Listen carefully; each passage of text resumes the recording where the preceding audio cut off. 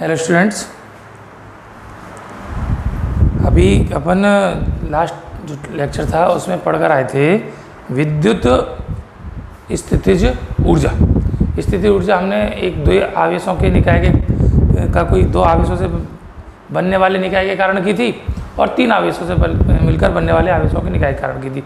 उसी में आपको बताया था यदि आवेशों की संख्या 3 से भी अधिक है तो उस निकाय के लिए हमको कितना कार्य करना पड़ेगा निर्माण करने में, वह उसमें स्थितिज ऊर्जा के रूप में संचित हो जाता है। चलिए, आज का जो हमारा काम है, आज जो प्रयोग करना है तो वह उसके ऊपर विचार कर लेते हैं। अभी हमने जो निर्माण किया था निकाय का वो दो आवेशों या तीन आवेश या दो या तीन से भी अधिक आवेश और भिन्न भिन्न परिमाण के आवेश हो सकते थे, समान प्रकृति के भी हो सकते थे, विपरीत प्रकृति के भी हो सकते थे। आज हमारा जो काम अपने को करना है वो करना है किसी विद्युत द्विध्रुव, उसकी स्थितिज ऊर्जा निकालनी है। स्थितिज ऊर्जा निकालने के लिए हमको काम करना पड़ेगा उसके ऊपर, तो किया गया कार्य कितना होगा उस कार्य की गणना करते हैं। तो आज का जो हमारा पहला टॉपिक है वो है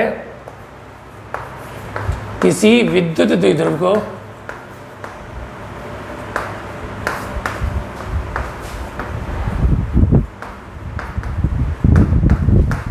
एक समान विद्युत क्षेत्र में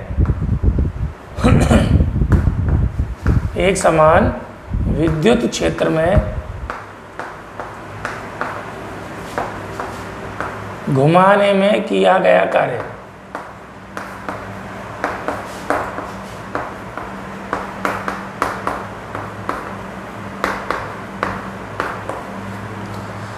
ये कोई विद्युत द्विध्रुव है, वो एक समान विद्युत क्षेत्र में हम उसको रखकर घुमाते हैं तो उसको घुमाने में किया गया कार्य कितना होगा, उस कार्य की हमको गणना करनी है। विद्युत द्विध्रुव के बारे में हम जानते हैं। विद्युत द्विध्रुव होता क्या है? एक ऐसा निकाय होता है जो दो आवेशों से मिलकर बनता है। ऐसे आवेश जिनको परिमाण बराबर है और उनकी जो प्रकृति है वो विपरीत है, यानी एक धनात्मक आवेश और एक ऋणात्मक आवेश है। इनसे मिलकर जो निकाय बनता है वो कहलाता है विद्युत द्विध्रुव। -q और +q और उसका जो द्विध्रुव आघूर्ण है वो p है।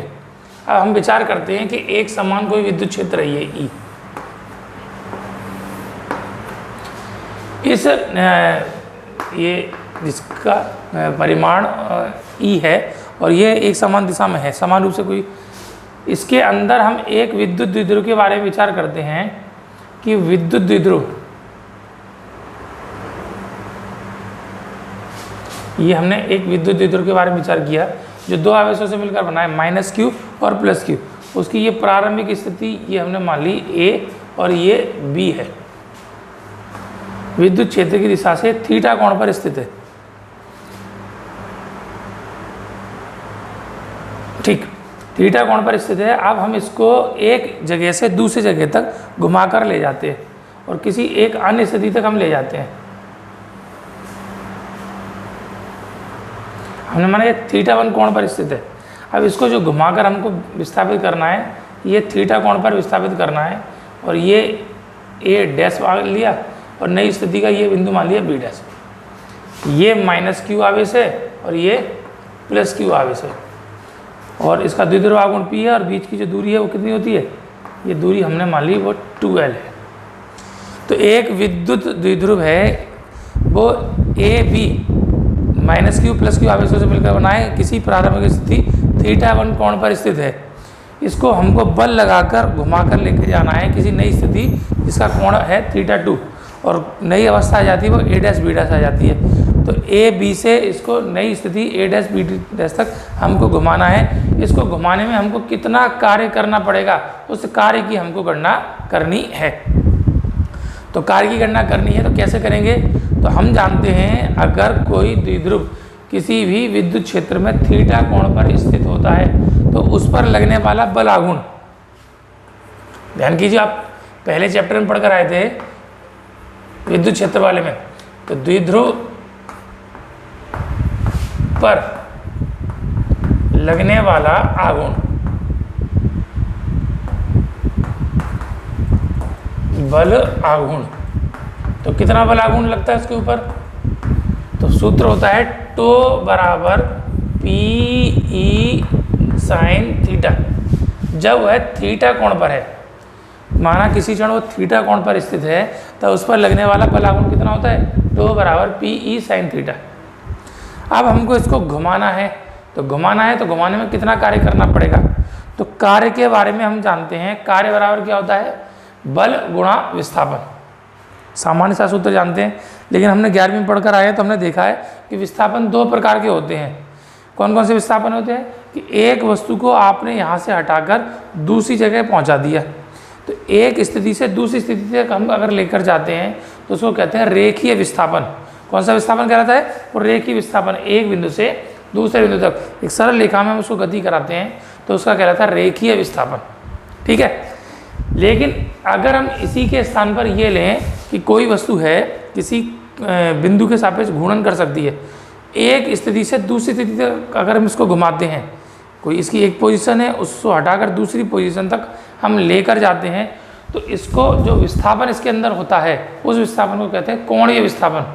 तो 2 प्रकार के विस्थापन हो गए, एक हो गया रेखीय विस्थापन और एक हो गया कोणीय विस्थापन।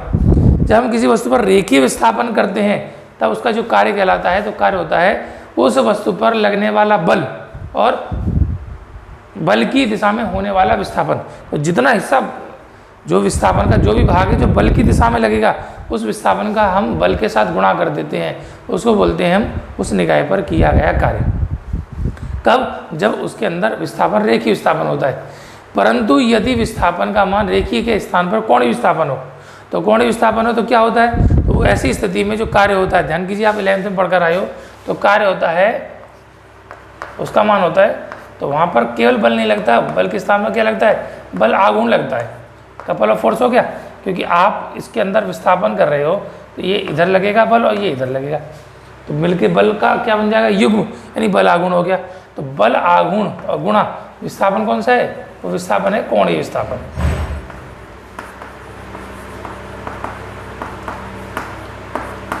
तो ऐसी स्थिति में इस पर जो कार्य होता है वो कार्य का मान किसके बराबर होता है, उस निकाय पर लगने वाले बल आघूर्ण और उसमें होने वाले कोणीय विस्थापन के गुणनफल के बराबर। अब हमको इसमें इस निकाय को घुमाने में किए गए कार्य की गणना करनी है। कहाँ से कहाँ तक घुमाना है, θ1 कोण से लेकर θ2 कोण तक। तो उसमें कुछ छोटा सा विस्थापन के बारे में विचार करते हैं, dθ। तो एक अल्प कोणीय विस्थापन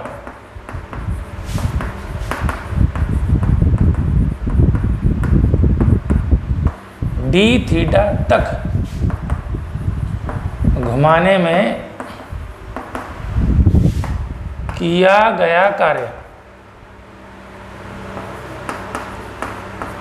तो कितना मान लिया, छोटा सा विस्थापन है तो कार्य ही छोटा हो गया। dw बराबर कितना होता है, सूत्र भी हमने बताया, बल आघूर्ण और गुणा में क्या होगा, कोणीय विस्थापन।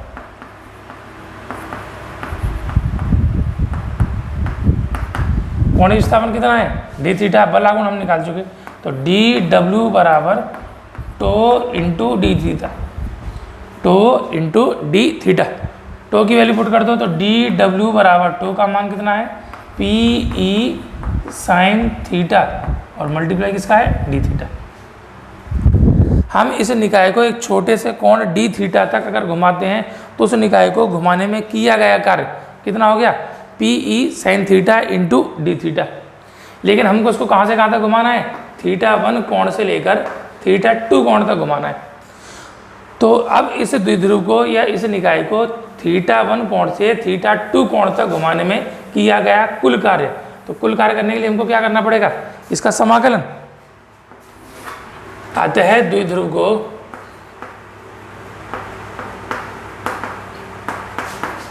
θ1 कोण से θ2 तक घुमाने में किया गया कुल कार्य, घुमाने में कुल कार्य, तो कुल कार्य कितना हो जाएगा, W बराबर समाकलन dW। dW का मान pe sin theta into dθ। dW का मान हमने लगा दिया और लिमिट कहाँ से कहाँ तक है, θ1 कोण से θ2 कोण तक, लोअर लिमिट θ1 और अपर लिमिट θ2। समाकलन करेंगे तो W बराबर इस टोटल में P और E कांस्टेंट है, बाहर चले गए, समाकलन किसका बचेगा, sin थीटा का, किसके सापेक्ष, थीटा के सापेक्ष, लिमिट θ1 से लेकर θ2 तक।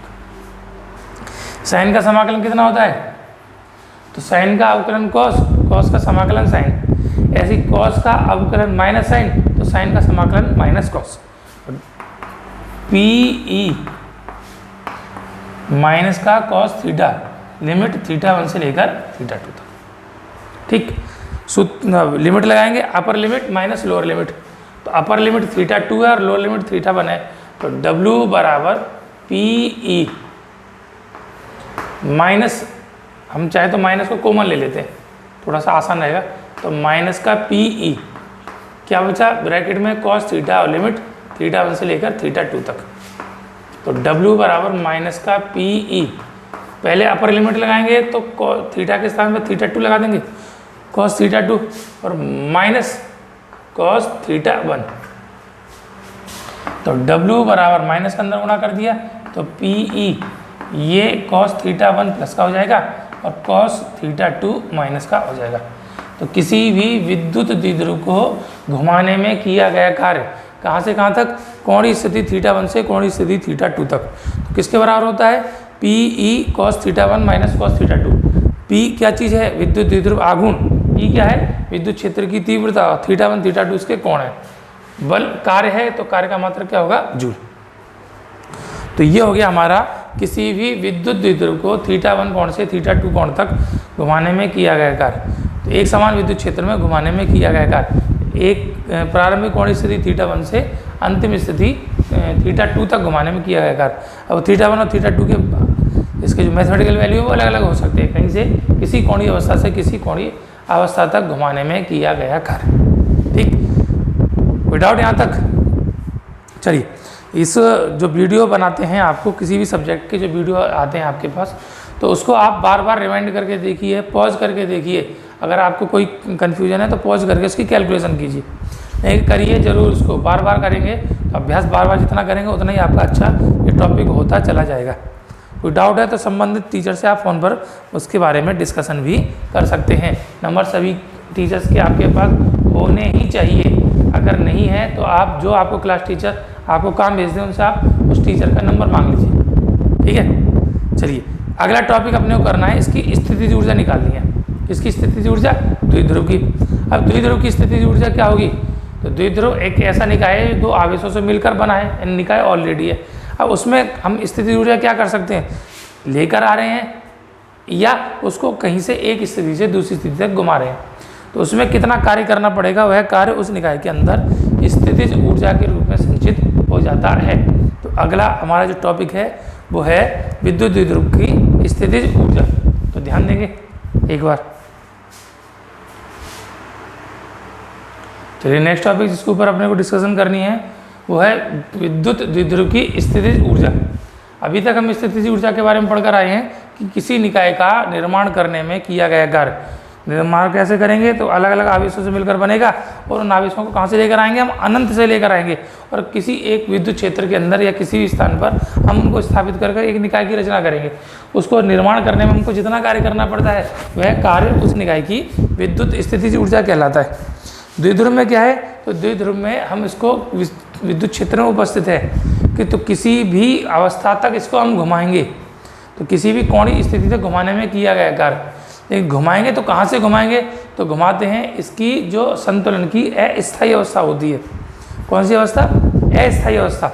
तो अस्थायी अवस्था क्या होती है एक बार उसको समझेंगे कि एक समान कोई विद्युत क्षेत्र है, इसके अंदर कोई द्विध्रुव हमारा रखा हुआ है, कोणीय स्थिति थीटा पर लगा हुआ है, ई विद्युत क्षेत्र है, तो इस पर एक बल आघूर्ण लगता है जो इसको घुमाकर विद्युत क्षेत्र की दिशा में संरेखित करने का प्रयास करता है। ये द्विध्रुव हमारा इस प्रकार रखा है, इस पर आघूर्ण लगेगा, इसको घुमाकर कैसा करेगा? विद्युत क्षेत्र की दिशा में करेगा।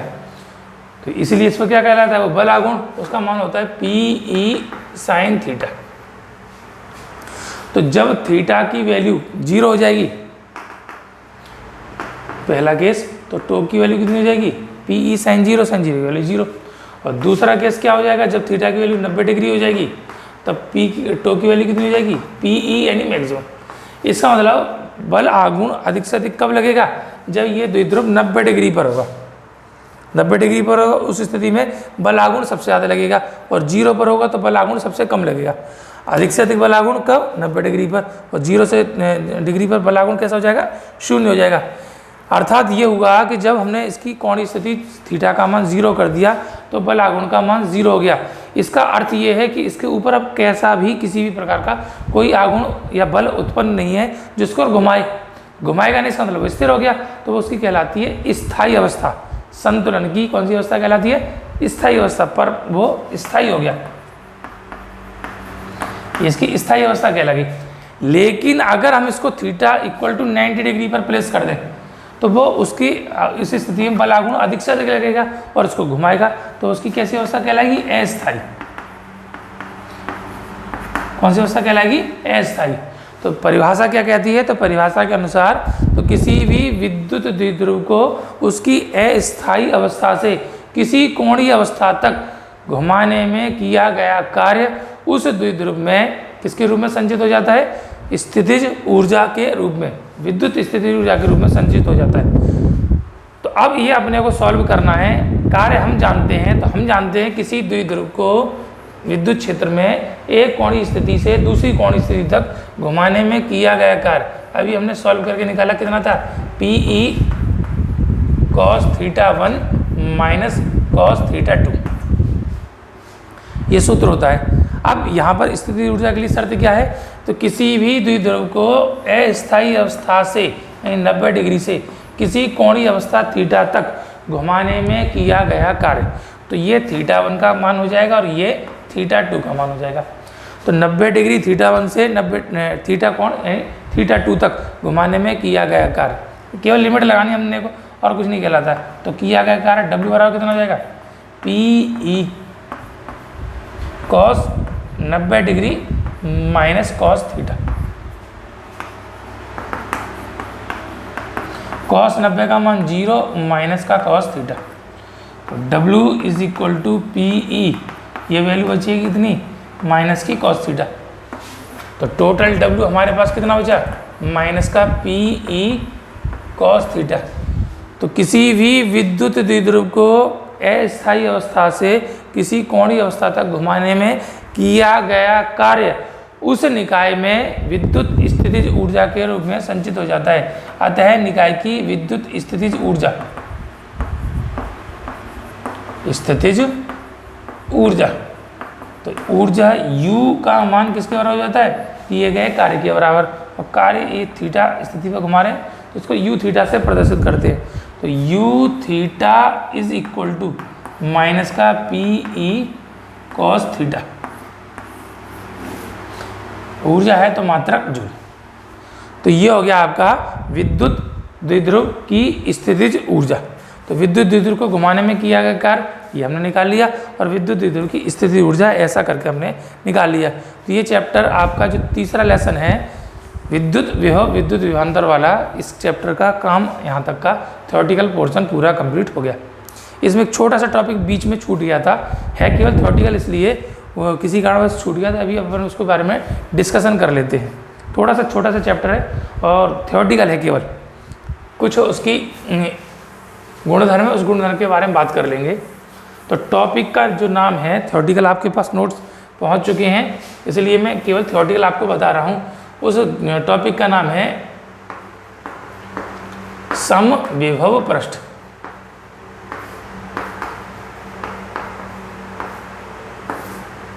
अंग्रेजी में इसको बोलते हैं इक्विपोटेंशियल सरफेस।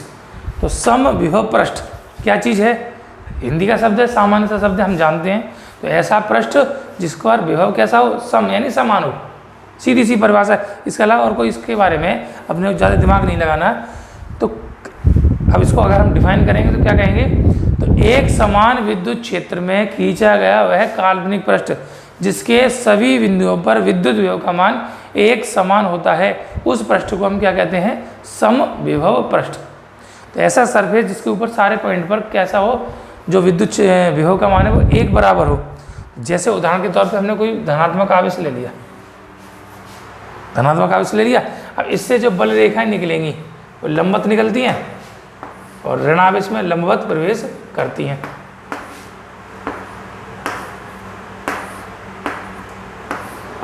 ये कोई Q आवेश है, Q आवेश के कारण विभव कितना होता है? K Q/R। r दूरी पर विभव का मान कितना होता है, KQ/r। तो इस आवेश से r दूरी पर हम प्रत्येक स्थान पर विभव के बारे में विचार करेंगे तो विभव का मान बराबर आएगा, क्योंकि आवेश तो कांस्टेंट है। तो इसके चारों ओर बनेगा तो ऐसा काल्पनिक पृष्ठ, ये गोला है, वृत्त नहीं है, आवेश के चारों ओर से हमने बंदी किया तो ऐसा गोली पृष्ठ हो गया। तो जिसके सभी बिंदुओं पर विभव का मान समान है, वो कहीं पर भी पृष्ठ हो सकता है।